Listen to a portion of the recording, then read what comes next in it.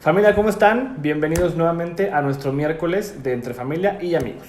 ¿Qué situaciones nos trajo la ya tan famosa y trending topic pandemia? Es importante analizar todo lo que pasó o todos los escenarios que se suscitaron a raíz de esta situación. Nuestras casas se convirtieron en el escenario para desarrollar absolutamente todas nuestras actividades y toda nuestra vida. Pasamos de ir a oficinas al ya tan famoso home office, de fiestas y bares a reuniones cibernéticas a través de pantallas, de salir a comer a restaurantes, a que muchas personas se hayan enfrentado por primera vez probablemente a la cocina y hayan perfeccionado sus dotes culinarios, y si no, probablemente hayan hecho millonarias a empresas de delivery. Y así sucesivamente pasaron muchas cosas en esta pandemia. Sin embargo, es importante preguntarnos cuáles son las verdaderas enseñanzas de esta situación.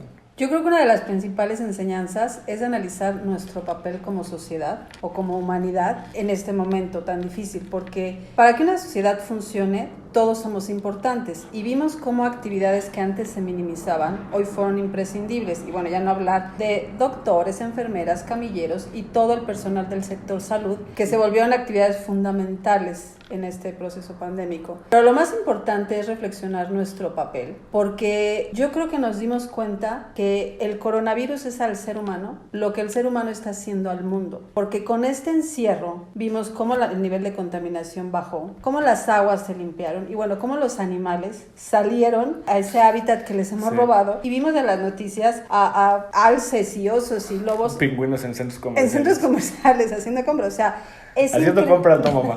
No creo que puedan sacar una tarjeta de crédito en Pingüinulandia, no pero... sé, pero imagínate, o sea, me lo imagino así como, vamos al súper.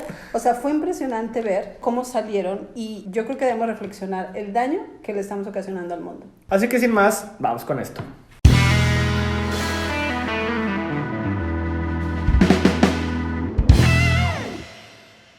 A nivel personal, y como lo he dicho yo en varios capítulos, muchas personas tuvieron la gran oportunidad, ya sea lamentable o afortunadamente, dependiendo de la perspectiva con la que la veas, de convivir con ellos mismos 24/7. Una de las grandes enseñanzas que nos trajo, o grandes lecciones que nos trajo la pandemia, fue la capacidad de estar en contacto con quienes verdaderamente somos todo el tiempo. Esto que nos permitió averiguar o darnos cuenta de si aquellas heridas que pensábamos sanadas seguían abiertas o no. Muchos se dieron cuenta que varios de esos demonios internos que pensaban domados estaban libres y más desatados que nunca. Sin embargo, algo que llamó mucho mi atención fue que a los pocos meses relativamente del encierro, muchas, un sinfín de personas empezaron a proyectar y a exponer en redes sociales que ya estaban hartas del confinamiento. ¿Por qué me llamó la atención? Porque se me hace intrigante el siguiente cuestionamiento. Si no eres capaz de convivir contigo un buen rato, de estar contigo 24/7, de darte cuenta quién eres, entonces ¿cómo pretendemos ser la mejor versión de nosotros mismos? Que creo que debería ser un deber ser. Y dos, ¿cómo pretendemos amar a alguien si no somos capaces de estar un rato encerrados con nosotros mismos? Yo sé que somos seres sociales, pero cuando por una catástrofe mundial tenemos que vernos en la necesidad de encerrarnos, que a los meses ya no aguantes estar contigo mismo, ¿hablará bien o hablará mal de ti? Bueno, lo que pasa es que no estamos acostumbrados, uno, a pensar en nosotros mismos como seres individuales. Siempre tenemos el reflector afuera y no adentro. Entonces nos dimos cuenta que a lo mejor no nos conocemos. Y bueno, como bien decías, el ser humano no está hecho para estar solo. Cicerón decía, los seres humanos no están hechos para sí mismos. Y sobre todo en ciudades donde estamos acostumbrados a estar rodeados de gente, de repente con la pandemia, cuando sobre todo en esos casos, como dices, que vivo yo solo, pero antes no me pegaba porque vivo yo solo, pero salgo al trabajo, salgo con amigos, etcétera, nos dimos cuenta de lo complicado que es. Pero yo creo que lo triste sería salir de este momento sin ningún aprendizaje o sin ningún nivel de conciencia mejor que el que teníamos antes. Porque hay personas que antes de la pandemia ya habían tomado mayor conciencia de las cosas importantes y habían empezado a cuidar desde su alimentación, habían empezado a meditar, habían empezado a disminuir las compras de cosas materiales y a interesarse más por los afectos o las personas que les interesan. Sin embargo, vemos tristemente que hay personas que aún cuando han perdido a familiares o amigos en esta pandemia, uno, siguen sin creer que la pandemia es real, y dos, siguen sin ese nivel de conciencia de que hoy estamos aquí, pero mañana quién sabe. Entonces es muy difícil que esas personas aprovechen este momento de encierro para analizar sobre las cosas que realmente valen la pena. Y habrá otras personas que sí empezarán a pensar qué es lo que vale en esta vida y harán cambios. en su nivel de conciencia. Y bueno, finalmente venimos a esta vida a ser felices, nos cuesta trabajo. Aunque sé que hay muchas situaciones muy fuertes, como es perder a familiares, perder trabajo, etcétera, hay cosas que no están en nuestras manos, pero lo que sí es la actitud que tomamos frente a todas estas tragedias, a todos estos desastres, y pues entonces trabajemos en la actitud para que podamos ser un poco más felices. ¿No crees que una parte importante de este aprendizaje sería salir sabiendo un poquito más quiénes somos, qué queremos, qué necesitamos y qué podemos ofrecer? Sí, definitivamente. Otro punto importante que se desarrolló a partir de esta pandemia es el darnos cuenta del siguiente punto. De por sí, la vida laboral, sobre todo en México, suele absorber muchísimo tiempo y muchísima vida de las personas. Sin embargo, con esta pandemia nos dimos cuenta por lo menos de dos escenarios importantes. El primero, el miedo que se genera en algunas empresas, no todas, acerca del sentido de responsabilidad de sus trabajadores. Porque al momento de dejar oficinas por seguridad y empezar una modalidad de home office, salió a relucir esa capacidad de responsabilidad que cada persona tuvo que asimilar al no tener pues un jefe atrás, ¿no? Sin embargo, nos dimos cuenta que las empresas, casi como cultura empresarial, necesitan tener atrás de ti a un capataz o un verdugo que se esté asegurando todo el tiempo de que estés trabajando. Incluso cuando muchas personas en esta pandemia se dieron cuenta que trabajando en home office pudieron ser más eficientes, más eficaces, más productivos, su capacidad creativa se exponenció al 1000 por estar trabajando en un lugar, por un ambiente tranquilo, por estar en su propia casa, por dejar a un lado las prisas y bajarle un poco al ritmo que tienes aquí a la oficina y corre y el tráfico, por estar en su casa. Y la segunda perspectiva es, de por sí como cultura tenemos esta ideología de que irte a tu hora de salida es malo, pues ahora con el home office En los horarios, sí, en México cabe recalcar, pues ahora con este home office los horarios prácticamente se suprimieron, porque como estás en casa tienes que estar conectada 24/7 y pobre de ti si no contestas. Bueno, es que yo creo que aquí, como bien dices, la pandemia vino a demostrar quién sabe trabajar solo, porque siempre se ha sabido, pero bueno, los que sabemos trabajar y lo que una empresa valora es la iniciativa, el compromiso, el empuje y su nivel de responsabilidad. Las personas que sí sabemos trabajar, vimos, como bien dices, dos escenarios. Uno en el que los horarios de trabajo desaparecieron, pero entendimos que estamos en pie de guerra, porque la pandemia no solo afectó la salud personal, sino también la salud empresarial. Hay muchas empresas que están agonizando por todo este cierre de plazas comerciales, de tiendas, de restaurantes, de bares. ¿Qué nos queda hacer a los que estamos adentro? Estar en guerra. No hay hora de comida, no hay hora de salida y puedes trabajar en los fines de semana, pero los que somos responsables y conscientes lo entendemos. Claro que por otro lado, yo lo que veo es que pudimos tener una mayor calidad de vida, porque al no tener que correr a la oficina, entonces ese tiempo que corrías en transportarte, hoy lo aproveches para desayunar tranquilo. No quiere decir que estás toda la mañana viendo la tele en pijama, pero a lo mejor, por ejemplo, te bañas, pero como no tienes que ir a la oficina, no te peinas, no te produces tanto, entonces te bañas, te agarras el cabello, desayunas y te pones a trabajar, pero llegas a trabajar en un nivel de relajamiento, ¿no? La fiebre de juntitis se terminó.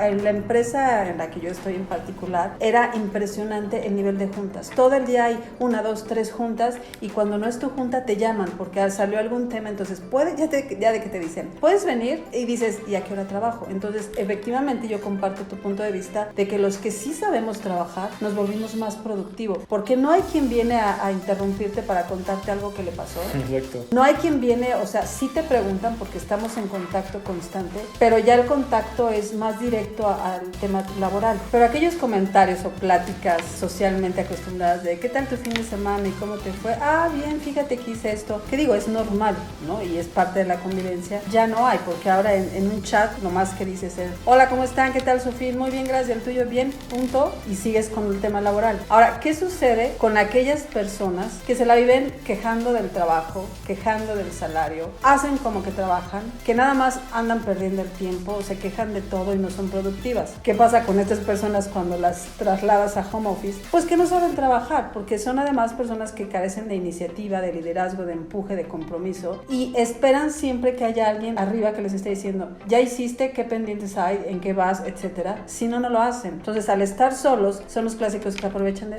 ahorita trabajo y ahorita estoy en mis redes sociales y ahorita me paré a tomar un refresco y luego vi el programa y luego escuché la noticia. O sea, no saben trabajar y se quejan además peor de que ahora con la reducción del salario se sienten explotados, inconformes, que ahora tienen que pagar la luz, etcétera. Son personas que siempre se van a quejar, estén en la oficina o no estén, con salario completo, sin salario completo. Y evidentemente los jefes, por ese tipo de personas, por 2, 3 detectan que dices, oye, es que a fulanito siempre que le marco nunca me contesta. No hay forma de encontrarlo ni localizarlo. Por ese tipo de personas les urge que todos los demás regresemos porque empiezan con cierto nerviosismo de que si la gente está afuera no está siendo productiva. Cuando fuimos felices con el home office porque, como te decía, tuvimos una calidad de vida mejor a pesar del confinamiento. Hay un ahorro representativo en el tema transporte y dices, oye, entiendo la reducción del sueldo por la situación que existe, pero al menos me ayudas como empresa en que no tengo que trasladarme, no tengo que comer fuera, etcétera, y somos más productivos. Lo que decías de las juntas, se erradicó la juntitis, pero pasó a ser llamaditis. Pero no a nivel, bueno, yo al menos como lo viví es que no al nivel que antes.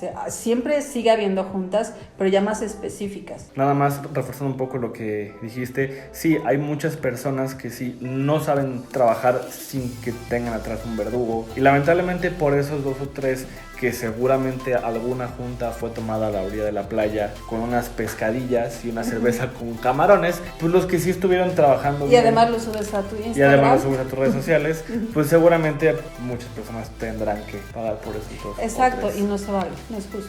Y bueno, otro punto que descubrimos en esta pandemia fue que muchas familias tuvieron la oportunidad de por fin conocerse. El confinamiento nos obligó a estar en contacto con la familia, con quien sea que tú vivas, con papás, con hermanos, con roomies o solo con pareja, pero nos dio esta capacidad de darnos cuenta que a lo mejor y muchos no se conocían, a lo mejor y muchos no saben el uno del otro, a lo mejor te diste cuenta que no tolerabas a alguien más. Sin embargo, yo me pregunto, ¿tiene que pasar una crisis a nivel mundial para que nos tomemos el tiempo de conocer quién es nuestra familia? Tristemente sí. Vivimos en un mundo desconcertante en su velocidad y frenesí cotidiano. Te das cuenta, todos los días subimos, bajamos, vamos, venimos, y esa prisa nos impide disfrutar de las cosas pequeñas y sencillas del día a día.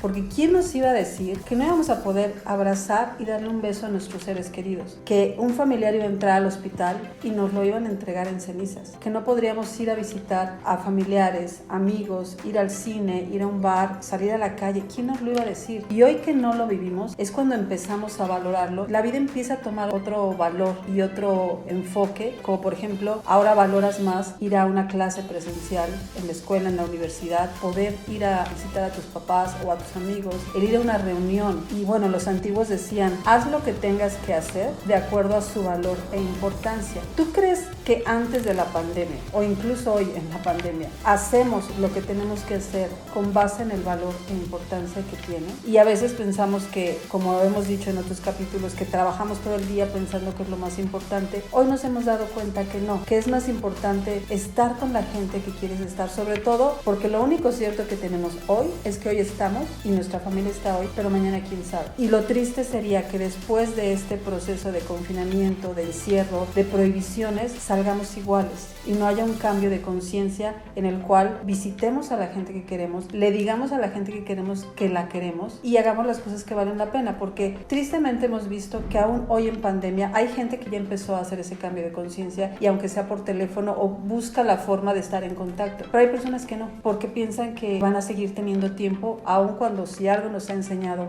la pandemia es que no lo tenemos. Quien logra hacer ese cambio de conciencia va a vivir con menos remordimientos el día de mañana. Si algo nos enseñó la pandemia es que la vida es tan efímera que de un día a otro el mundo entero se resguardó en su casa. Y digo, no es por menospreciar el trabajo, pero ¿de qué te sirve el mejor puesto? ¿De qué te sirve 7 casas? ¿De qué te sirven 5 coches? Si mañana sales y no puedes ver a tu gente. Hay gente que se quejó mucho del trabajo y cuando se quedó sin trabajo, entonces sí lo valoró. Correcto. Totalmente.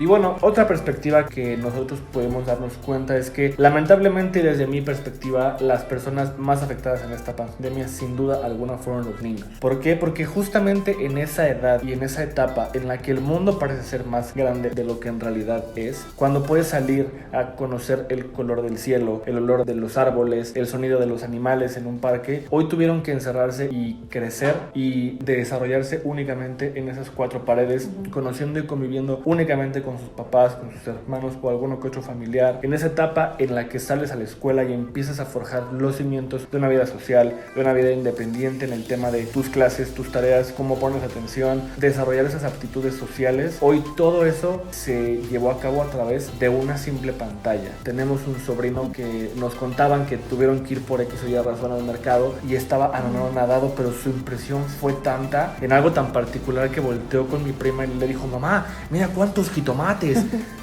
O sea... Y bueno, lo que nos contaba Ramón también, fueron a un centro comercial porque llevó a la chiquita, la metió en clases de natación precisamente para que aprenda a convivir con otras personas más o menos, y no había ido a un centro comercial, y entonces le permitieron la entrada, la subió a las escaleras eléctricas, y entonces la niña estaba maravillada porque nunca se había subido unas escaleras eléctricas, y era como wow, o sea, tuve que subir y bajar como 16 veces. Ajá, porque no lo sabía. Y bueno, lo más triste con el regalo de Angelita, fue cumpleaños de la hija de una sobrina. Otra vez. Fue cumpleaños de una sobrina que tiene, bueno, casi ha vivido en la pandemia toda su vida, y le llevamos un regalito. No sabía qué era, o sea, no sabía que era un regalo. Le dimos el regalo y así lo vio, como no se emocionó ni nada, así como y le decíamos: ábrelo, y no, tuvo que llegar la hermanita a abrírselo porque no sabía. Qué triste, y sobre todo porque los niños no saben qué pasa con esta pandemia y este encierro. Cada quien puede preferir cómo quiere enfrentar esta situación, si como una oportunidad de aprendizaje, de crecer y salir con un nivel de conciencia mejor, o si quiere pensar que la vida es difícil y dura y azotarse todos los días, ¿no? Para analizar un poquito cómo nos está afectando esta pandemia, tendríamos que analizar 4 emociones principales para ver cómo las podemos enfocar de una mejor manera. Por ejemplo, yo empezaría hablando de la alegría. Sería lógico pensar que la alegría es algo espontáneo y que todos vivimos así alegremente, ¿no? Pero no, realmente, si te das cuenta, hay muchas personas hoy que les da pena decir que se sienten felices de estar encerrados, porque sienten culpa de decir que están felices de estar encerrados en el confinamiento, porque dicen: yo veo que toda la gente se queja, pero yo a lo mejor antes no podía disfrutar a mis hijos y hoy los estoy disfrutando. Se sienten culpables de decirlo, porque si te pones a analizar, realmente vivimos en una sociedad donde nos hacen sentir culpables de sentirnos felices. Correcto. Porque además, cuando te sientes feliz por algo, hay los anticipadores de desgracias que te dicen: aguas, porque si te está yendo bien, la vida es un círculo, entonces estás bien, no tardas en caer, y entre mejor te sientes, más mal te va a ir, ¿no? Y entonces hay momentos en que dices: ay, me está yendo tan bien que tengo miedo, voy a empezar a irme mal, ¿no? O por ejemplo, mi mamá era de las personas antiguas que toda la vida viven preocupadas, ¿no? Y toda la vida están preocupadas porque, oye, tú, y cuando no tienen motivo de preocupación, se preocupan porque dicen: seguro me están escondiendo las cosas, no me dicen para que no me preocupe, entonces se preocupan porque no están preocupadas, porque no hay de qué preocuparse. Es enfermizo pensar que la gente que va alegre, que muchas veces dicen: ay, ve, cuántos muertos, y ella riéndose, cuando la alegría es un proceso, es una herramienta de salud mental. ¿Cuándo fue la última vez que te reíste a carcajadas, que hasta lloraste y te duele el estómago, que dices: híjole, ya me duele el estómago? Pero después de una risa así, ¿cómo te sientes? Así como lacia, o sea, te sientes súper bien, sí, de que sacaste todo el estrés. O sea, la alegría lo que hace es eso, sí, es una herramienta que te cobija en momentos sobre todo de tanto estrés y tanta presión. ¿Por qué crees que luego, sobre todo, aunque parezca absurdo, en los velorios la gente se ríe? Porque generalmente platicas de anécdotas de la persona que falleció, y entonces platicas los momentos alegres, no platicas de cuando estaba ahí enfermo, en terapia intensiva, o sea, y entonces te ríes porque la risa es un mecanismo de defensa en ese momento de absoluta tristeza y dolor que te protege. Sí, es catártica. Es catártica. Entonces, qué triste que como sociedad no entendamos la importancia que tiene el vivir alegres. Sí, deberíamos aprender a reír más y sufrir menos. Digo, la cultura mexicana, creo que a través del famoso meme saca mucho esta catarsis, claro, de reírte de las desgracias. Cuando aprendes a reírte de ti mismo es porque has logrado un nivel de madurez importante. Y bueno, otra emoción importante es la tristeza. Y aquí tenemos un problema brutal porque está prohibido llorar. No puedes tener una sensación de tristeza y tener el nudo en la garganta y pensar en llorar, porque lo primero que vas a escuchar es: no llores, los hombres no lloran. Ya lo tocamos en un video. El llanto es como medicina, purifica, limpia, reconforta, depura. Deberíamos de como cultura aprender a que llorar es bueno, quitarle el estigma de debilidad. Hombres o mujeres que lloren, lo que están haciendo simplemente es purificar, claro, su persona, purificar su alma, purificar su esencia. Y yo creo que incluso muchas veces veces nos reprimimos tanto el llanto por el qué van a decir. Me voy a proyectar como una persona débil, como el qué pena, como el me van a decir que no lloren. Y entonces cuando ya no podemos más y el llanto sale, es tan angustioso que de esas veces que sollozas de... Si lo traes tan acumulado. Lo traes tan acumulado. Si nosotros nos permitiéramos llorar más, sentir más, depurarnos como un proceso de limpieza personal más continuo, esos llantos angustiosos serían menos frecuentes. El llorar no te hace débil de entrada y no llorar te genera un problema mayor. Cuando nos dijeron que mi papá tenía cáncer, una persona me dijo que tenía que ser fuerte cuando llegara el momento, porque yo tenía una vida por delante, pero para mi mamá iba a acabar. Entonces yo me acuerdo que llegó el día en que mi padre falleció. Yo estaba en la escuela y llegó don Leonel, que ayer acaba de fallecer, y me dijo que te vayas a tu casa. Obviamente entendí eso, o se puso gravísimo o ya, ¿no? Llegué a la casa, todavía no llegaba mi mamá, estábamos todas mis hermanas, llega mi mamá y un tío, y mi mamá llega y dice, bueno, pues su papá ya está descansando. Y yo oí así como coro de ¡ah! Todas mis hermanas llorando y yo, tío, ¿quieres un café? O sea, obviamente me dolía, pues era mi papá. Mi tío se me quedó viendo como, ¿esta o no entendió o está loca? No, mijita, gracias. Y yo volteaba y regañaba a mis hermanas y decía, no llores. Me decían, ¿qué a ti no te dolió? Sí, pero mi mamá, o sea, agarré tan a pecho el papel de tienes que ser fuerte por tu mamá, que no lloré.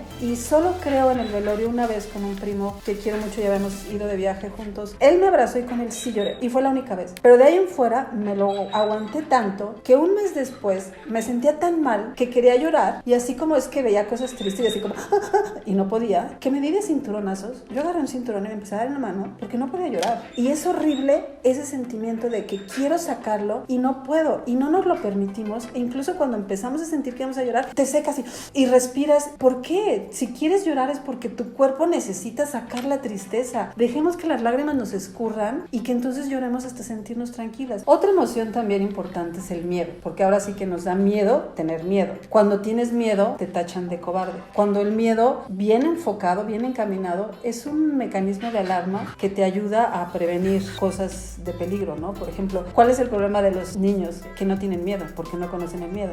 Entonces, por eso meten el dedo o agarran cosas peligrosas porque no tienen ese concepto de miedo. Entonces, el miedo te protege, pero cuando lo manejas mal, el miedo te esclaviza a no tomar decisiones que tienes que tomar por miedo. O sea, tengo miedo de dejar esa relación que me hace daño, pero porque tengo miedo de la soledad, tengo miedo de que me duela, etcétera, ¿no? En este momento donde es obvio que tengamos miedo porque no sé si me voy a quedar sin chamba, no sé si me voy a contagiar, no sé qué va a pasar, o sea, como que el futuro no se ve claro, y lo que tenemos que aprender no es a no manifestarlo, al contrario, hay que externar el sentimiento y decir, ¿sabes qué? Tengo mucho miedo. ¿Por qué? Y generalmente el miedo es exceso de futurismo, ¿no? De lo que va a pasar. Platícalo. A ver, si todavía hoy no tienes coronavirus, no te preocupes ahorita porque te infectes. A veces también nos da miedo el no saber qué nos va a pasar. Lo único que nos puede ayudar es vivir en el presente. A toda angustia de me voy a quedar sin chamba o me va a dar o lo que sea, pregúntate qué estás haciendo hoy y dónde estás. Si dices, estoy en mi casa rascándome la panza, pues entonces ponte a hacer algo, ¿no? Preocuparte sin ocuparte no resuelve nada. Y si te estás ocupando, ¿para qué te preocupas? Si las cosas van a pasar, van a pasar. Aprendamos en este encierro a manifestar lo que sentimos, porque al menos las mujeres así nos sentimos mucho mejor. Y a veces al externar tus miedos vas a encontrar respuestas que a lo mejor no habías pensado. Y bueno, fíjate que curiosamente la siguiente emoción es la que es más socialmente aceptada, que es la rabia.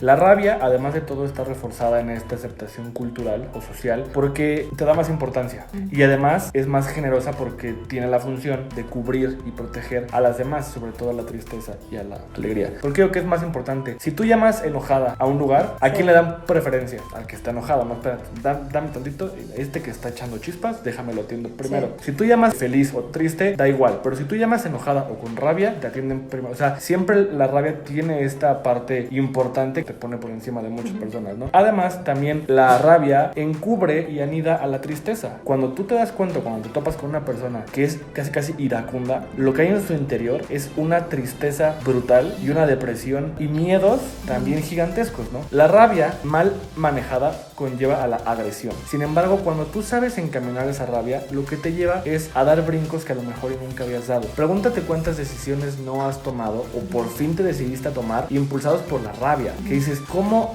diantres no lo voy a hacer? Pero por supuesto que voy, y das ese brinco. Aprendamos que la rabia lo único que nos permite hacer sea dar esos brincos que a veces sí necesitamos ese empuje de coraje para lograr hacer las cosas. Sí, por ejemplo, muchas relaciones que no sueltas por miedos, hasta que te hacen algo que te hacen enojar muchísimo, es cuando dices, hasta aquí se acabó. Si tú te das cuenta que todo el tiempo estás enojado, que tienes así como ese, busca ayuda de decir, no sé qué me pasa, todo el tiempo estoy enojado, porque es una sensación horrible, pero busca ayuda para que te ayuden a canalizar el sentimiento y determinar en qué postura estás, si traes mucha tristeza, si traes mucho miedo o lo que sea, pero trátalo, porque vivir con ese enojo constante te trae un problema severo de salud física y mental. Yo creo que hay que aprovechar esta oportunidad para hacerse las grandes preguntas que generalmente son emocionales. La pregunta número 1 sería, ¿eres feliz? ¿Estás con la persona que quieres estar? ¿Te has dado cuenta de la maravilla de hijos, amigos y familia que tienes, que han estado ahí y se han mostrado incondicionales en todo momento, en estos momentos tan difíciles? Y por el otro lado, ¿te has dado cuenta de las personas que se llamaban tus amigos, pero que no han aparecido o te han dado la espalda? Hay muchas relaciones a distancia que se ha visto que están teniendo muchos problemas, porque ahí te das cuenta de que la carencia afectiva es lo que muchas veces te hace estar con una persona, y entonces en este distanciamiento, si no estamos juntos, hay problemas porque estoy ansioso, porque estoy inseguro, porque entonces tú me completas y no es que yo sea feliz. Yo creo que es el momento de reflexionar todo lo que está pasando y ser conscientes de lo que los seres humanos estamos haciendo y que somos los que estamos ocasionando este virus. Y el miedo es el peor de los virus que pueden existir. Con el miedo nosotros vibramos bajos. Si queremos vibrar alto, entonces el amor es la mejor de las emociones con las que podemos vibrar alto. Y la gratitud es la mejor manifestación de amor. Y nos encamina a la solidaridad, a la confianza, etcétera. Y es lo que nos ayuda a ser felices. Entonces yo creo que es un momento de plantearnos como humanidad a dónde queremos llegar. Y vamos a darnos cuenta que todo está en relación de primero el amor propio, después el amor al prójimo, después de la solidaridad, la confianza, y podemos hacer un mejor país y un mejor mundo. Y sobre todo, otro aprendizaje que debemos de rescatar de esta pandemia es aprender a decir lo que sentimos. Sí, más estamos todo. Acompañados, ¿no? Decir qué nos dio tristeza, qué nos dio rabia, qué nos dio miedo, qué nos dio alegría. Lo peor que nos podría pasar es salir y no abrazar un par de segundos más. Salir y no besar con más sentido. Salir y cuando puedas compartir con la gente, no compartir con más intensidad, con más sentido, con más energía, con más fuerza, con más ganas. Debería de ser una reflexión muy importante el tema de aprender a expresar lo que sentimos, aprender a expresar lo que pensamos, y cuando podamos volver a hacer nuestra vida como la nueva normalidad, poderla hacer pero con más sentido y con más conciencia. Aprender a sentir más, a dejar fluir lo que sentimos, aprender a comunicarnos, a expresarnos, y bueno, nos seguiremos comunicando y expresando, pero en el próximo capítulo. Adiós. Porque buscamos ser siempre más y nunca menos. Suscríbete a nuestra familia dándole clic en el botón de abajo. Dale like, comparte y déjanos tus comentarios. Búscanos en Facebook como Entre Familia y Amigos.